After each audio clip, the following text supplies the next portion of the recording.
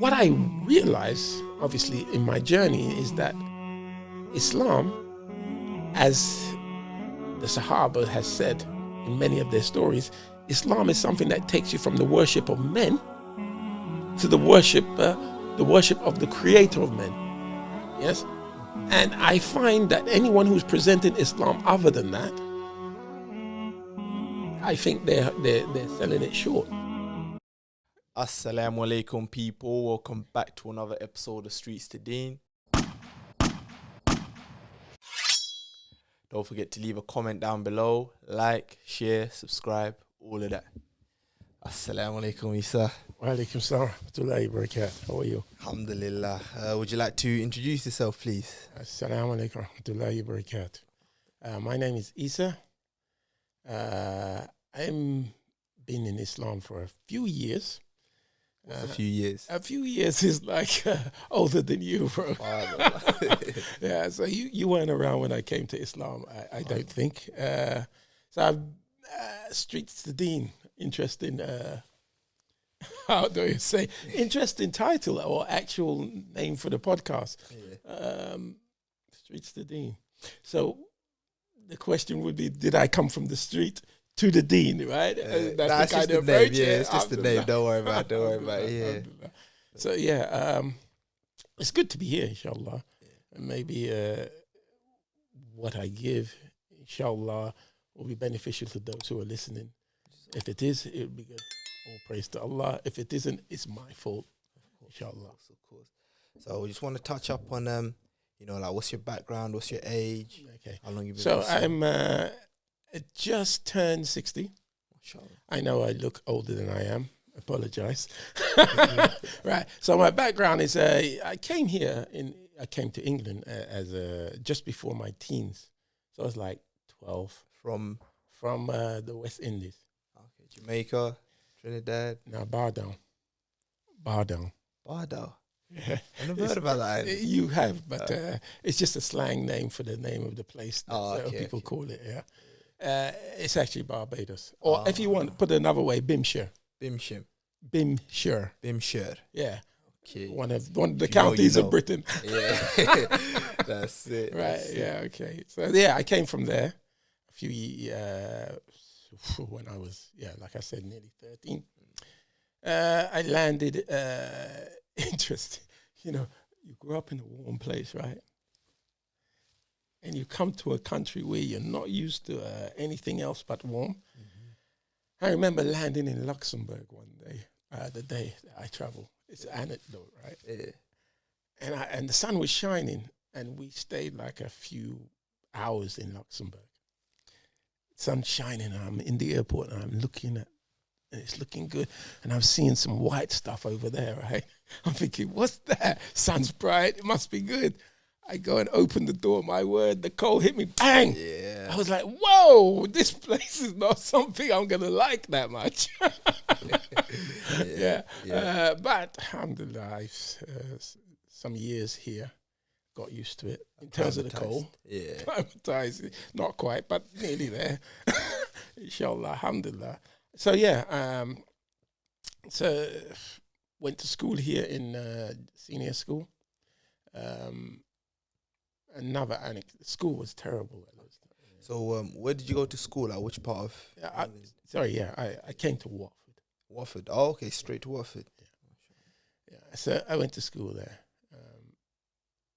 And like I said, school was what the kids back home told me it would be like. I wouldn't believe it. Yes, because they go, when you get there, those boys are gonna show you. Because I used to be out of order. Terrible. Unruly. Yeah, unruly. That's what I say. I'd get beat on a regular. Okay.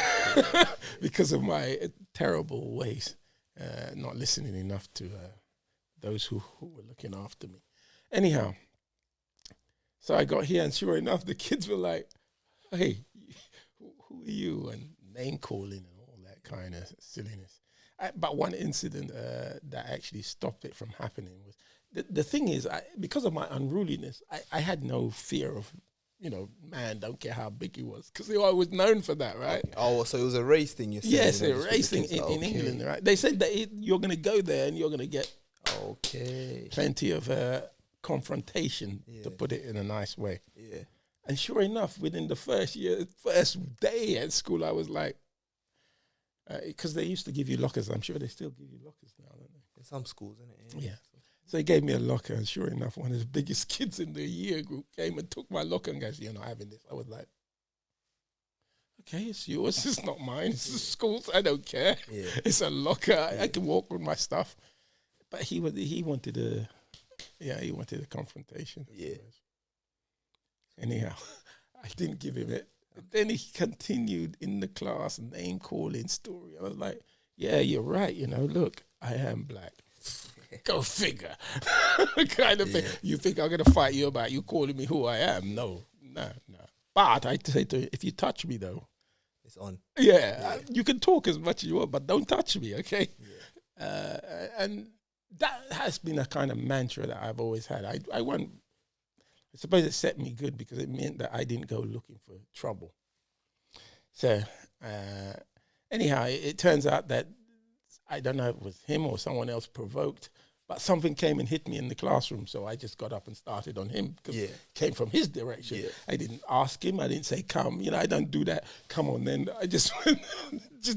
And of course, they pulled me off and sent me to the headmaster. And I told the headmaster what happened, and he beat the guy and left me, which was surprising, really. Oh, because back in the day, they would beat everyone. Teachers could beat students. Yeah. So they pasted him and that. So that's the kind of generally, and from then on, you could see that was a trend for many years in England where there was, race thing. It's an issue in life, I suppose. So that was because you came when you were a teenager. So that's like secondary school. Yes, you came secondary school. Did you go up to college and university? Yes, I went to college. Then I went to university. Yes, I studied. I was very good at art. Okay. I still can draw quite good. I just don't do it as much as I would like to. Yeah. Yes, but art was my forte. Right. So I studied art the most. So I studied graphics first at college. In a kind of, they call it a foundation course. Yeah. And then I went from there. I went into a strange area, to tell the truth. I was like, back in those days, I wasn't sure what I wanted to be. I never had a clear-cut vision of where I wanted to be. Like most people. I tell my kids now, try and focus from teenage what you want to be because it's better for you. Yeah. But I wasn't like that. I was offered an apprenticeship with Rolls-Royce, and I said, "Nah, I don't want that." But I went to college and studied, like I said, graphics. And then I went from there because I thought, graphics is too easy. I can do this. This is not a challenge to me, right? Yeah. So I went into, you could call it tailoring or clothing, right? Oh, okay, yeah. So I studied that and came out. I did quite well there, actually. But I was kind of, I always had I can't call it that, a strange attitude to things and people around me when I was young. I suppose some people say I still got a strange attitude, right? To a certain degree, a strange attitude. So I remember I did well, and I did so well that the Royal Society of Art, right, they gave me membership because I won a competition or bursary from them to go to America and all that kind of thing. Whoa. So I did very well, right? But I just, when I got to Islam, because pretty soon after I came out of university, probably about, I don't know, I went to work, and then I went to Italy. And literally in Italy is really where my thoughts started to change.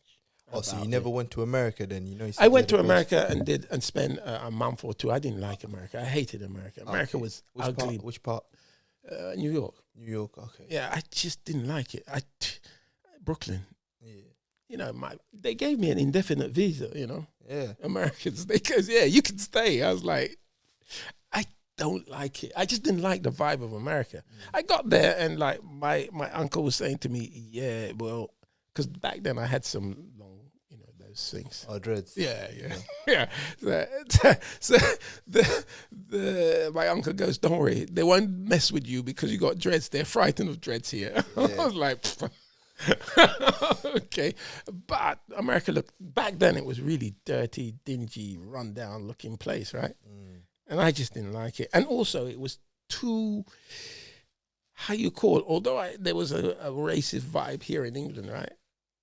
America's racism was kind of open. Segregation. Yeah, that kind of thing. Yeah. You know, you had one block for this group of people from this part of the world and another block for that. And I can't handle that. Yeah. I just didn't like that setup at all. Yeah. It is, to tell the truth, I didn't like it anyhow. So I didn't stay there. I didn't want to stay there. And I came back, worked in England for a bit, for a few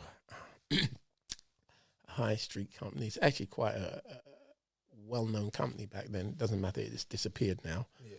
And then I went to Italy and worked for some labels there. So this is around what age now? I'm about 26. And you're still doing like the tailoring stuff, so you're working with clothes? Yeah, I'm working with clothes. Yeah. That's in Italy, that's what I'm saying. Yeah. Oh, wow. Yeah. So I'm working for Italian companies that make clothes, helping designing clothes. And alhamdulillah, the guy asked me if I wanted to stay there, right, and work with him, because by then I had one kid. Okay. Yeah, and asked me if I wanted to stay, bring the family and stay. I was like, and so what, you had a kid in Italy, or you had no, in England? Oh, okay, yeah. Because I suppose I met my first wife in. We got married from university. Oh, we got together from university. Yeah. So we had the first youngster then, and and he offered this position, and I was like, I don't know. I said no. I'm quite happy because I used to go there for like 3 months, come back for 2 months, 3 months, like that, right? Yeah. And he wanted me to be there on a regular. What I didn't like about his setup, right, was he had me and the other designers used to say, we think he's got mafia connections, man. Look at him. Look at the way he swaggers. Right? And he was from down south, this guy, right? We was like, yeah, he must have mafia connection. And then other things, he came in one day and he was like, I'm sorry, I'm not going to say his name, so I'm not exposing him. Yeah. But he was snorting, right? This stuff, right? Okay. And I was like, dang, he's definitely that kind of guy. CEO, yeah. And I was like, whoa. Anyhow, I decided, I can't come and live with you. I don't trust the way you work, man. Yeah. I don't like doing the moves that you're making. Yeah. So I said, I can't do that. Yeah. So he goes. So I came back and he goes, well, if you can't do that thing, I goes, fine, I'm not coming back. I'm going to stay in England. And I did, right? Okay. He sent 2 guys, he sent 2 of the designers, and he goes to them, if you don't get him back, I'm going to sack you. Right? And I was like, I ain't coming back. Because by then now, I actually had got into a focus where I was looking for truth. Okay. Because before I went there, I was in that kind of frame of mind looking for what I call truth. And now I was actually, when I came back from Italy, I actually dedicated time looking into it. I didn't just, when I was in Italy, I was, wondering about it. Yeah.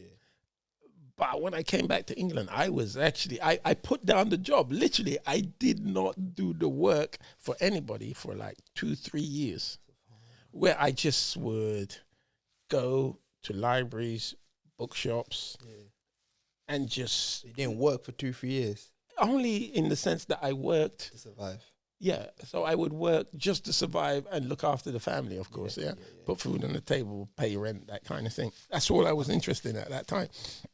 Because I wanted... I had it. So, talk us through that, Akhi, like, what triggered that thing, where...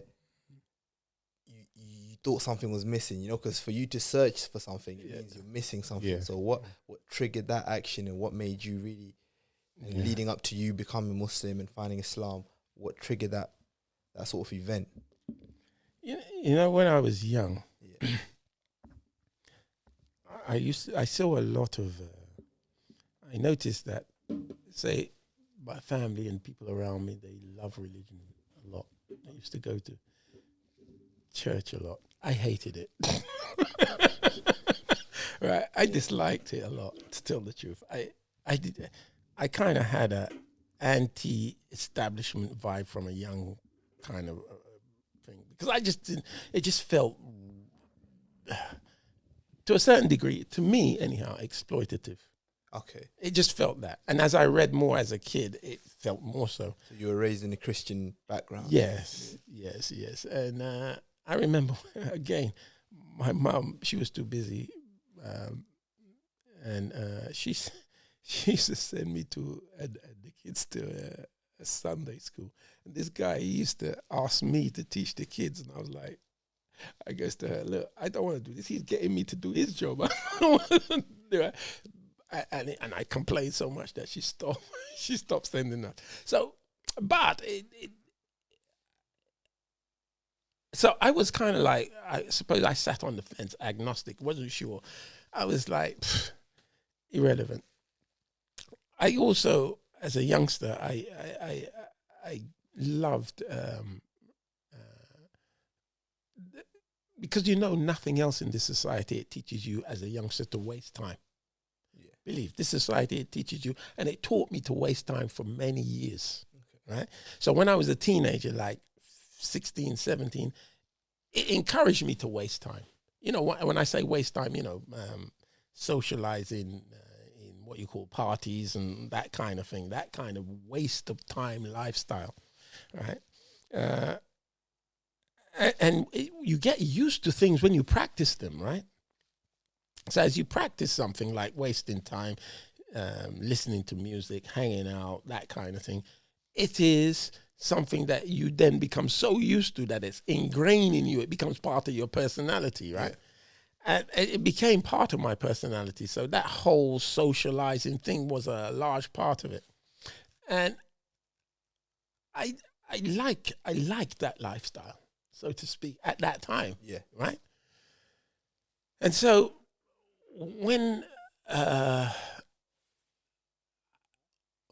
at a point in my life when I went to university, that lifestyle even increased even more, right? Yeah. So I was enjoying the lifestyle, and then I obviously met the young lady who I got married to and had the kid. Yeah. But having the kid, I was still like, I want that lifestyle. I don't want that. Do you see what I'm saying? Because I knew the kid was coming. I was like, I want it. What's this going to stifle it? That kind of thing, right? And I was like, oof. And it's at that point, that's the thing that actually triggered it, Oh, having a child. Yeah, because it's going to stifle a lifestyle that I'm used to, right? Yeah. And actually enjoy it. So I was like, God, literally, that's the first time I called on God. Yeah.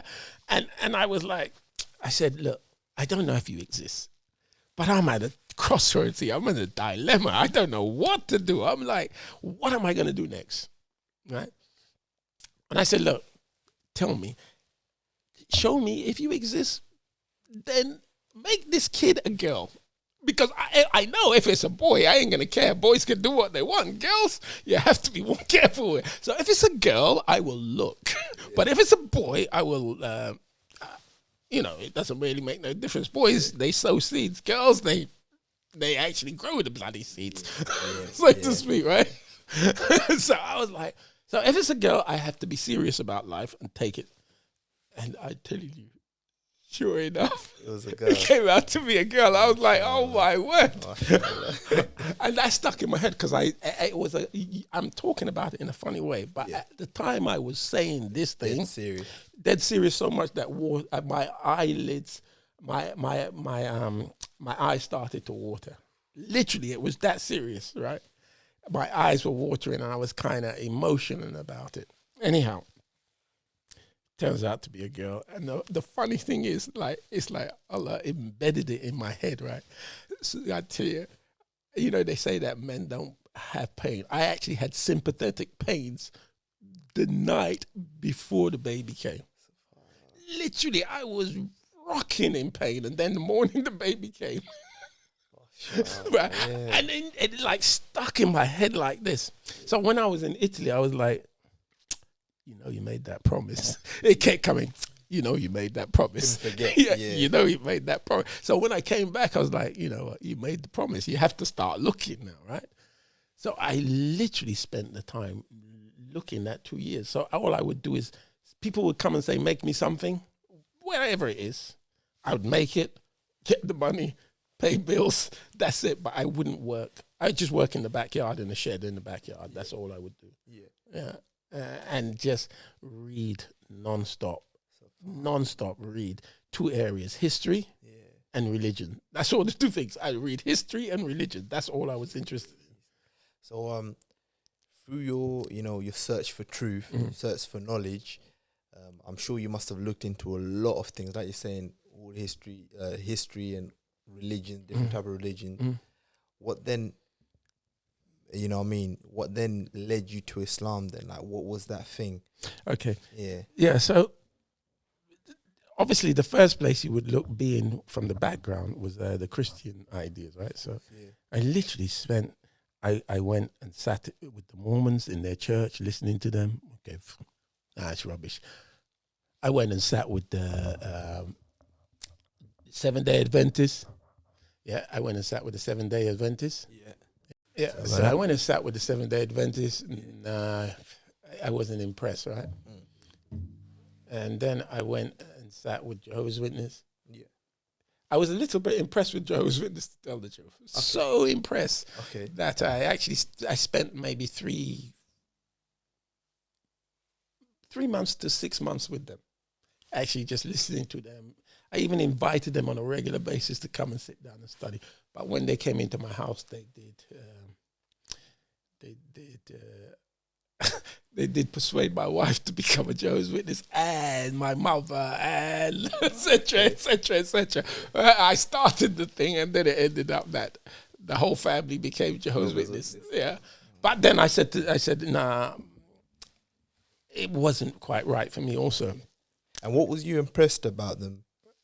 To tell the truth, I was impressed by the fact that they had no fear, and they would go out and knock on doors, talk to people. The dedication. Yeah, they were focused, dedicated. And I found that useful, because I find most other people were like most other religions were kind of like insular. Yeah. Yeah, it's individual, up to me kind of thing. Yeah. And I remember what I said to you at the beginning. When I was young, I had a kind of... I had a political view even back then. I had a kind of view of life that, life is not just selfishness.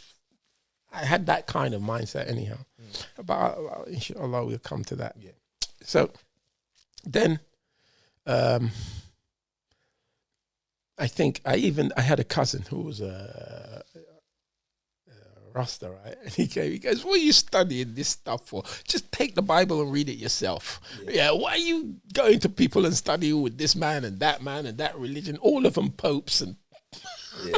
Because the Rastas were anti everything, right? Yeah. So I then that's when I actually said, no, I'm not interested in going to anything to do with religion. I'll take the book. I'll just read it. Yeah. So I started to read that book, the Bible, literally page by page, recording, blah, blah. This is what it says, trying to make sense of it. Then I started to read books related to it, right? And then I started to read what they call apocryphal books, books that they said weren't good enough to meet the Bible or to be in the Bible. So I started reading that. Then I started to read the history of the Bible, the history of the West, the history of, everything. Anything I could get my hands on that was linked to history, I was going, okay, come on, let's read this, see what it's saying. Yeah. And there's a couple of triggers. I suppose I was on that level. So there was one statement in some of these apocryphal books and history books that said, really, the personality of Jesus, right? The personality of Jesus. They talked and described this, and they said things like, Jesus never died. And I was like, that's an interesting, who's saying that? Let me look into that, right? Yeah. And then there's another thing that says, you can find this. And then it said, look in this book or look in that book. Yeah. So I went out looking for these books that specifically were going to talk about these things, right? It's not dying. Yeah, that kind of thing. Yeah. And they named 2 books. There's several books, but I can only remember one, to tell the truth. Okay. The one that I actually ended up reading from cover to cover. That was the Gospel of Barnabas. Okay. Right. I couldn't find that. Back in the day, it wasn't widely available. Now it's widely available. What's it called? The Gospel of Barnabas? Barnabas, yeah. Okay. And I went into a bookshop, actually, with some guys. And I was looking around, second-hand bookshop, and I found an old, dirty copy down on the floor somewhere, right? Digging up. And I took it, bought it. Well, it's about £1, £2, because it was... No one wanted it. Yeah. Nobody interested in that book, right? And I took that book, and, when I opened it, from the beginning to the end, it took me 2 weeks to read the book. And at the end of that, I said, that's it, I'm going to be Muslim. But what happened before that, though, just to let you know how I got the book in the first place, one brother came to me, one guy I grew up with, right? He goes, yeah, I'm going to be Muslim. I was like, what's that then? He goes, yeah, I'm going to be Muslim. He goes, yeah. I think because he loved rap music. I liked it, but I wasn't into it like him. He used to be into, all these old original rap artists like Rakim and all this kind of thing. Right? I only like Public Enemy because they complain. Okay, yeah. I like any musician that complained about the system. Yes, I love that. I don't know. I was attracted to that kind of music and those kind of lyrics. But he loved all of them, and he goes, "Yeah, I'm going to become Muslim." Okay. I was like, "What's that then?" Yeah. He goes, because he don't know what it is himself, right? Because he's just hearing from these guys who are Nation of Islam about Islam, right? Back in those days, because that's what the rap music was generated by. So I goes, look, okay, fine. Anything you get, just pass it my way, right? So I can read it as well. Yeah, but he never got nothing. But what he did do is me and him hook up and we would go and look at these bookshops. Okay. Right? Now I branched out from normal non-Muslim bookshops to Muslim bookshops. Yeah. Right? So I went in and I found this Muslim, that's when I found the book. He also took me to a young Muslim who, again, he was about the same age, but he's used to him. Normal guy. He was a Muslim. He says, born Muslim, yeah, this one, Pakistani brother. Right? All right, yeah. He goes, so I went and saw the brother. The brother sat me down. He goes, right, I'm going to give you a Quran, right? I was like, okay, right, give me the Quran. He goes, you can't touch it though. I was like, what? You give me a book, I can't touch it. He goes, yeah, you have to wash yourself, blah, blah, blah. He gave me Yusuf Islam translation of the Quran, right? Yeah. He gave me all this story about I have to wash myself to read the Quran. Right? I was like, because I get lack of patience sometimes. So what are you talking about? Just give me the book, man. Let me read the book. Cause, anyhow, he gave me the book and I took it home and I started to read it and I could not get my head around it. Okay. Seriously. I put the Quran like, I don't get it. I put it down. And that's and then I came to Islam the other way through Barnabas, not through the Quran. The Quran's like, I don't get it. What was it? The English? What was the translation? I think it maybe that the translation was chunky and it's literally translated word for word. Muhammad Yusuf, there wasn't really much of a tafsir explaining stuff. It's just translation, right? So it wasn't really a tafsir. So can you talk more about this book, The Gospel of Barnabas? Because I can't lie, that sounds like a Christian book. But you said indeed. Through that you became Muslim. It is indeed, yeah. So how did that work? How did that lead you to Islam, like a Christian book? If you read the book, Islam? You'd see. Okay. So the book, actually, to tell the truth, it is a book that the reason why I took it in that way is because, number one, Barnabas is one of the people who are mentioned in the Bible quite a lot as a disciple of Jesus. Okay, yeah. Number two, the story he's the one who's writing the book, right? And he writes it is written like he is the one that Jesus is telling to write his story. Okay. Right? So and it's detailed compared to the amount of story about Jesus in the Bible. This is like a proper biography of Jesus, right? Proper in terms of his time from about 30. Yeah. Right? Because the book is about 200, 300 pages, and it's all about Jesus, nothing else. All Jesus is speak according to Barnabas, rather than interpretation, rather than a couple of pages like Matthew, Mark, and John. And what you mentioned, because you said there's some books that weren't put in the actual Bible. And it's is called it one of them? Yes, yeah, that's why it's called an apocryphal book. Yeah, and the history, because I read the history of the book. The book is the history. It said that some professor called Rag or something like this found it in the Vatican. It was sneaked out of the Vatican and translated into Spanish and then translated into English. Yeah, you see, so that's where they say the book originated. But the book generally says, look, as from the mouth of Jesus, it just said, look, that Muhammad Sallallahu Alaihi Wasallam is the last messenger. Literally, it says that. Literally, it says that. Right? Jesus said, okay, so in the gospel, so we get this right. In the gospel of Barnabas, Jesus said Muhammad, peace be upon him, is the final messenger. Yeah. Yo, I need to get this book. Right? So it goes through, and that's what I actually think. Imagine this, right? Imagine this scenario. At this point, when I'm reading this book, at this point, like I said, I was making money just by doing one of the things I used to do was draw pictures, print them, sell them, right? Yeah. Put them in bookshops, sell, and then normally black orientated pictures, to do with sort of black culture and stuff like that. Yeah. I would also put these images on T-shirts and stuff like that and sell them. That's how I used to try and make some money, right? And also I was also having a few art exhibitions, and I had an art exhibition up in Willesden.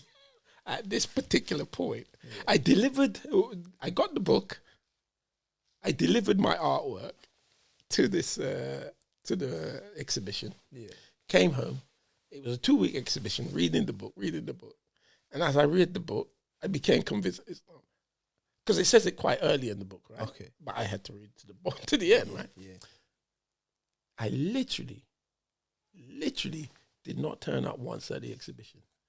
At the end, when I had decided I'm going to be Muslim now, I didn't tell anyone. I just said I'm going to be Muslim. I'm convinced about this. And my conviction, again, this was an emotional moment. I tell you, the most fearful and emotional moment in my life. At that point, when I had been convinced by that book, literally, it was like, dang, years of rubbish you've been living. What you've been doing? Fear of God in your heart, straight right there at that point. Literally, I wailed up, liquid stuff from your eyes. That kind of stuff. And so that's what made me not go to the exhibition, because I was really afraid, because look, I've been making all these images and selling them and all that kind of thing. I was like, what am I going to do? And you knew about that from like the Bible translation, that you should make images and from the book, from this Barnabas book. Right? I was like, dang, look at this. Literally, at the end of the exhibition, I went and took all the work. There's a friend who I used to do this with, because he was a good friend. I think he's dead now, though. I went and gave him all of the stuff. Took all the artwork, all the paintings, all the T-shirts, all the prints. Say, hey, I don't want this. I'm finished with that. Literally, I just dumped it all on him. He goes, why? I go, I've decided to become Muslim. He goes, dang, man, a friend of mine did that to me a few years ago. A friend of mine, I guess, sorry, I don't care. I just take it. And literally, at that point, everyone I know, every friend I know, they were there for the next month, 3 months, they were, there he is. Look at him. You become Muslim. You wait, he'll come back. He'll come back. You come back. Yeah. Because remember, I told you I was like a butterfly looking at different religions, right? Yeah. That was my nature at that point when I was seeking, right? So you go, wait, it did come in. But also what then they got from that stage, it went to, he's coming, don't talk to him. Because all he ever talks about is Islam. So don't talk to him. Just leave him, right? Yeah. So yeah, that's how it ended up. So how did your family take it then when you became Muslim? Because like you said, they became Jehovah's Witness. So when you said, now I'm a Muslim, how did they take that? They also said, don't listen to him. He's gonna. They literally said, look, you're not gonna persuade me or move me away from where I am at. Okay. You know, sisters, brothers. Yeah, how many mother. siblings have you got? Sorry. I got brother and sisters, 3 now, 2. Yeah. And well, my brother, he's neutral to a certain respect. I think I haven't given him enough conversation to say he should know. Okay. My younger sister, I've talked to a lot, and I think at times she nearly went and then she backed off. Yeah. My mother, I think she's well supported by the Jehovah's Witness, so I can't persuade her. Yeah. It would seem. But Allah knows best, I hope still. Yeah. And as for my wife, that was ex-wife, I should say. Yeah. That was a horrible thing, because literally the shaitan broke it.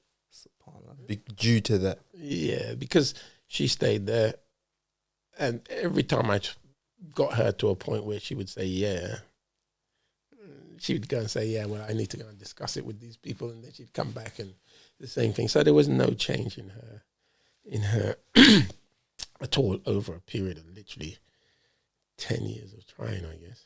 Yeah. And then in the end I said, it's not going to work really. I gave up. I shouldn't have, but I gave up. And obviously the children, the young lady who who actually started, inshallah, the one that prompted the whole thing. Yeah. She's not Muslim. When she was young, like very young, 6, so I used to try and give her surahs, and she would remember them. Yeah. But I think the constant conversations between me and her mum persuaded her to dislike religion tremendously. Okay. Yes. Oh, so now she's not on your side, she's not on the mum's side. She doesn't like religion. I'll guide her, man. Yeah, inshallah. SubhanAllah. So, yeah, I don't think you've answered it yet, man, but how long have you been Muslim for now? Yeah, 30 years. 30 years. It may be 31. Inshallah. Yeah.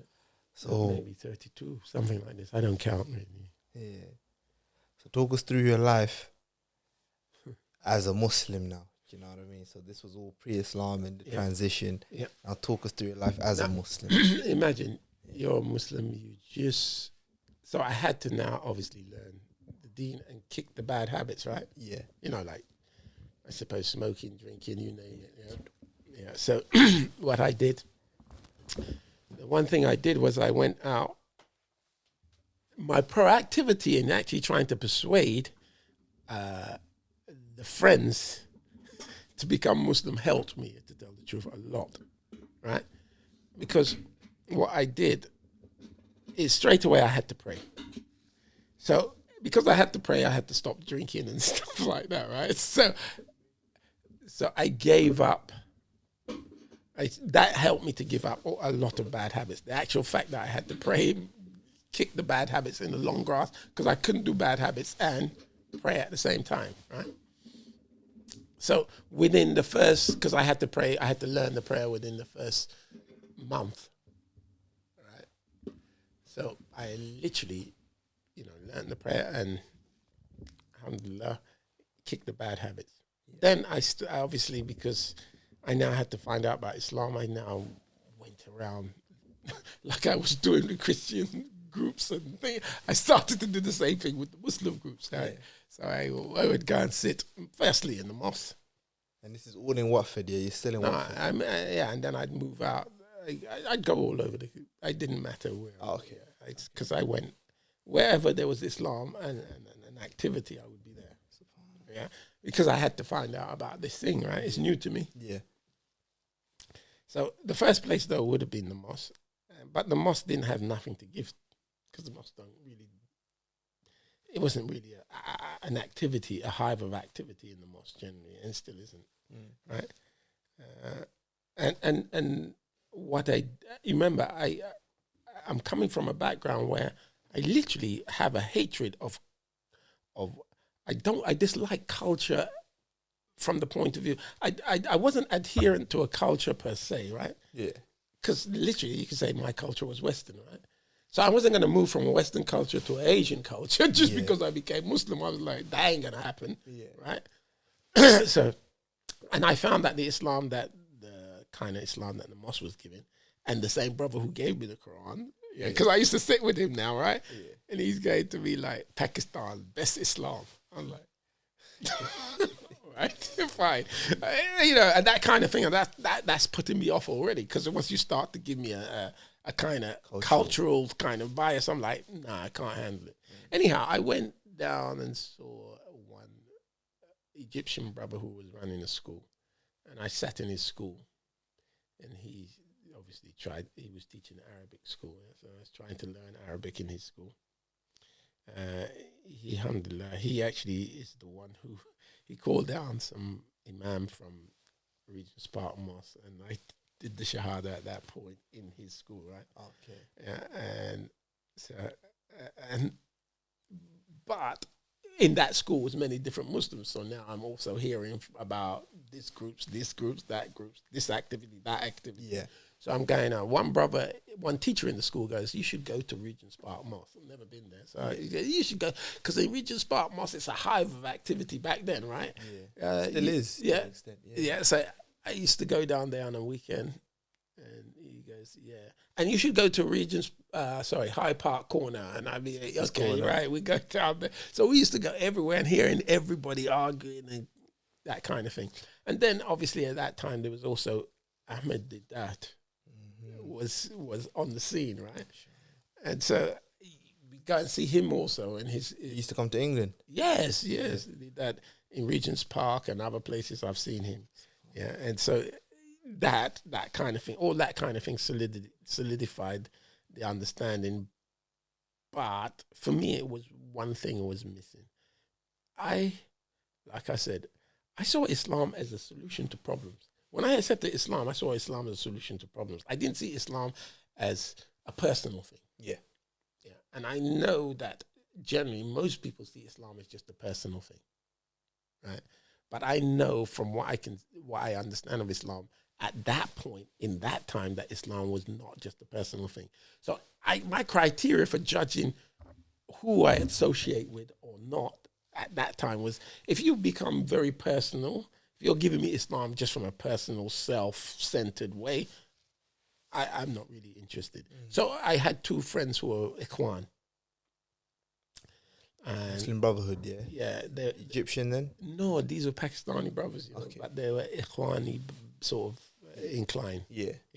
I also obviously had the friends who were cultural, Pakistani culture, right? And so these two Ikhwan brothers would, by that time now, there was the brother who said I would become Muslim. He said he'd become Muslim. Oh, he had become Muslim. Okay, I don't know how he did it, but he became Muslim at this point.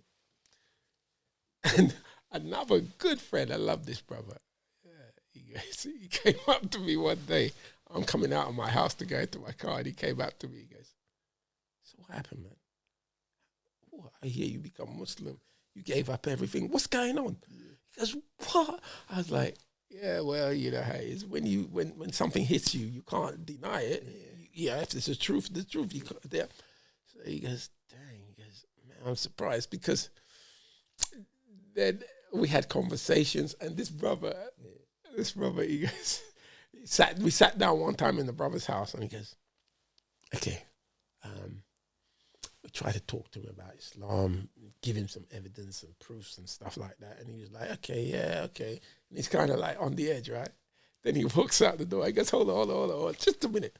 You know you're going to go out that door, and we're just giving you everything we have to give you as far as Islam, right? And I'm pretty sure you're fairly convinced, right?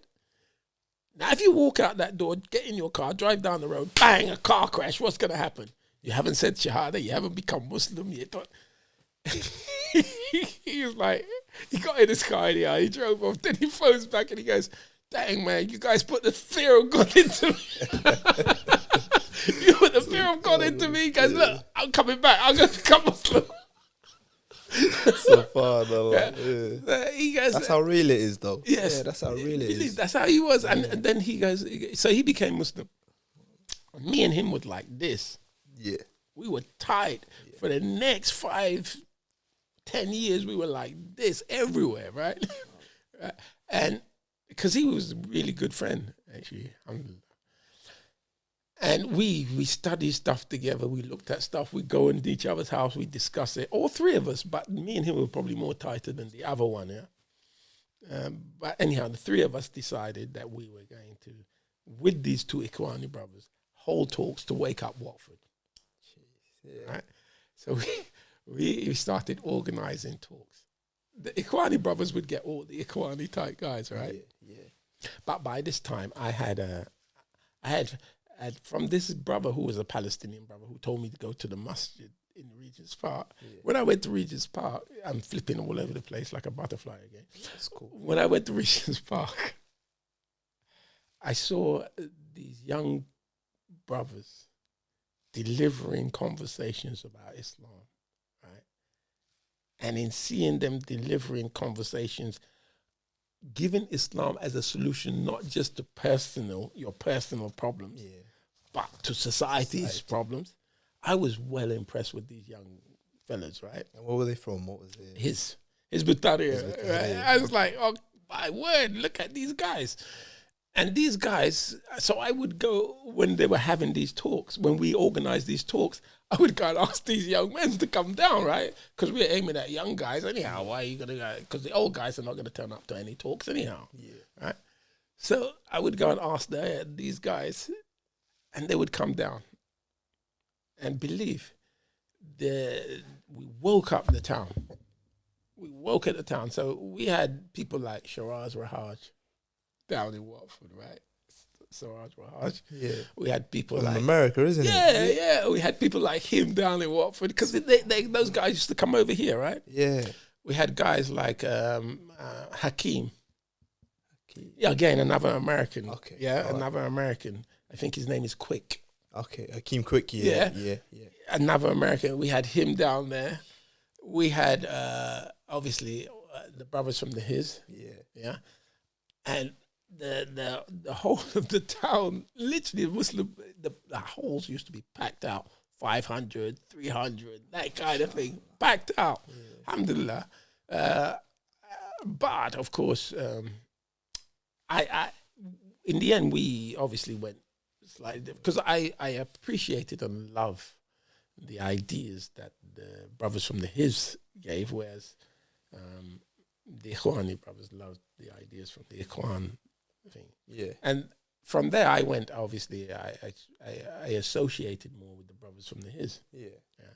Because I thought these guys are actually bringing solutions to problems, not just trying to make me feel good, right? Yeah. But they're looking for a solution to a problem. And it's not just a personal viewpoint about life, right? Because I grew up with this, and to this day, if you ask yourself, right, when you hear a story, what are the stories and information usually centered around? Well, in a sense, like there's a moral to the story. Yes, there's a moral. And who is normally the moral around? Some individual. Yeah. Right? It's always like a story about an individual. It's always a personal, self-centered, individualistic approach to life. Yeah. Right? And this approach to life is a disgusting, shaitanic approach to life as far as I'm concerned. Okay. Yeah. Why I say that is because Shaitan, if you listen to the story of Shaitan is so selfish. What did he say? I am. Yeah, from a command from his Lord, who he knows is his Lord, who he's been worshipping for years. He says, I am better. Why? Because I am like this, he's like that. This is what the world's made up of. This is the attitude of the world and every individual, literally, and this is the attitude of the way the world is run. currently. Right. Yeah. Yeah. And that to me is unacceptable. And what I carry now, what I understand is that yes, there is such a thing as individuals, and individual, yes, they're important, but there's such a thing as a community, a society, and that's important. Just like there's such a thing as rules and regulation, and those are important. Where are they coming from? Yeah. So what I realize, obviously, in my journey is that Islam, as the Sahaba has said in many of their stories, Islam is something that takes you from the worship of men to the worship of the creator of men. Yes? Mm-hmm. And I find that anyone who's presenting Islam other than that, I think they're selling it short. Personally, that's, and what I mean by that, because I know people think, "What are you talking about?" I'm talking about Islam. I'm saying that you must worship Allah, and that's when I said Islam. That's what I'm saying. Yeah. But when you say worship Allah, what does that mean? Does that mean just my personal ibadah, i.e., how I pray, how I fast, how I wash myself, how I dress? Is that all that matters? What about how I interact with the next man? If I buy something from you and I have to go to the bank and borrow some money, why should I have to pay interest? Yeah. Shouldn't there be a rule is there a rule that Allah has talked about concerning that? When I have to buy a house, is there a rule that's talking about how I buy that house, how I sell that house? Is there rules that tells me how I should govern and understand and organize my life? Right? So this is the issue. Yeah. This is the problem. Yeah. And I find that when you sell Islam in such a narrow way, you're selling Islam short of what Islam should be sold as. And I hear what you're saying 100%, man. Like, especially like saying us living in the West, we're taught just to kind of be selfish. Do you know what I'm saying? To be individualistic. As long as I got my house, my car, my little family, do you know what I'm saying? You're not really worried about anyone else. But like you're saying, really it should be a community thing. Do you know what I mean? We should look out for each other. It shouldn't just be about me, myself and I. Right. It should be, and like you're saying, Islam brings that solution from the individual level to the societal level. Do you know what I'm saying? So we can't just sell it short, just saying it's just for you. Yeah. It's for the whole of mankind. Right. Do you know what I'm saying? So and I get you. I mean, it is simple. Simple understanding. I was asking you earlier about your computer. But the HP computer, it came with a manual, man. Yeah. Tells you how the computer operates, what it does, how it can be used, that kind of thing. Yeah. We've got a manual. The creator gave us a manual. Why are we trying to actually then use our own initiative, our own ideas to run ourselves? How is that acceptable? We don't accept it for our machines. Mind you, I'm not sure. Some people are saying that the computers are smarter than us. I don't know where they're getting that from. But that's what they say. That's what they say, yeah. SubhanAllah. Yeah, you've had quite a journey, man. Honestly. So I would say in all my travels from the last years in coming to Islam, I have never sat back and go, "Oh, is that a mistake?" As a matter of fact, never. Okay, yeah, it's something that has been. I was going to say a godsend, but that's what it is. Yeah. Alhamdulillah, it is something that has been very good for me, positive in my life. Yeah. I think a lot of people who knew me before also recognize it. And have said it. Doesn't matter. I won't necessarily mention them, but they've said the change that has happened has been better than because a lot of things that Islam give you, general life and selfish society does not encourage you to do, like looking after family, looking after friends, looking after neighbors, looking after even being a law-abiding citizen. Do you see what I'm saying? Even that, yes. Although they would accuse you, even when you're a law-abiding, that you're not law abiding. Why? Because you hold too closely to Islam, and you're not secular, liberal enough in your attitude. But obviously, that's a different conversation. Yeah, of course. Now, you've definitely given us a lot of food for thought, and definitely the Gospel of Barnabas. I'm getting that book, you know what I'm saying? And I'm gonna get my brothers to read it as well, inshallah. But I mean, it's an interesting book. Yeah. I went back and visited it. Okay. And it's got some interesting stuff in it. I'm not saying that is because, to tell the truth, when I went back and looked at it, a lot of the stuff that it's talking about is found in Islam. Yeah, literally everything. But now, what amazes me about it is it's a Christian book. You know what I'm trying to say. So it was before Islam. And but some people claim it's a forgery, obviously. But you can find a history. I don't know if they wiped it out. There was a guy called Jamal Badawi from Canada that used to actually, when he used to talk, he used to have programs talking about this topic and stuff like that. You know, Gospel of Barnabas, the history, all that kind of stuff. Yeah. Now, but why it's so powerful to me is because obviously the majority of my family is still Christian. I would like to read it. And it would be a good book for them. I tried to get them to read it, the Christians, because I think if they read it, they would probably question themselves. Yeah. But that's what it's about. Like you're saying, seeking truth, innit? Yeah. So, what advice would you give to, like, firstly, to any non-Muslims that might not know about Islam and might be looking into it but don't know where to start? Like, what advice would you give to them? The advice I give to Muslim or non-Muslim. Oh, both, yeah. Yeah, okay. I would give the same advice, and that is that we are human, and human beings are distinguished by the ability to think. The ability to think. Yeah, that ability to think is what will actually take you from darkness into light. Why? Because the mind, the thinking about the realities around you, can only lead you, if you actually sincerely do it, to Islam. It can only do that belief, because you would say, yes, there is a creator, because creation can't come from nothing. It can't come from itself. Yeah.